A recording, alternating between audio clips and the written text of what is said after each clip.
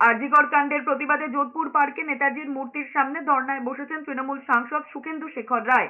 রাত দখলে মহিলারা কর্মসূচিকে যখন রামবামের চক্রান্ত দেখছেন খোদ মুখ্যমন্ত্রী মমতা বন্দ্যোপাধ্যায়, তখন মহিলাদের আন্দোলনকে সমর্থন জানিয়ে তারই দলের সাংসদ আরজিকর কাণ্ডের প্রতিবাদে ধর্নায় বসেছেন। সুখেন্দু শেখর রায় নিজেই জানিয়েছেন, লাখ লাখ বাঙালির মতো তিনিও মেয়ের বাবা, নাতনির দাদু। মেয়েদের বিরুদ্ধে হিংসা অনেক হয়েছে, এবার প্রতিবাদের সময় এসেছে বলে মনে করেন তিনি।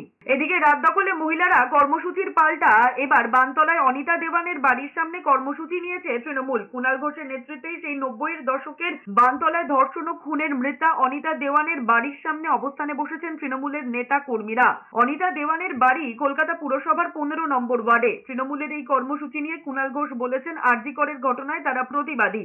আসল দোষী বা দোষীদের ফাঁসি হোক চান তারাও, কিন্তু রামবাম মিলে যে রাজনীতি করছে তার জন্য রাত দখলের নাটক সাজাচ্ছে। যাদের জমানা এসবের জন্য কলুষিত হয়েছে, অরাজনৈতিক মুখোশ চলছে।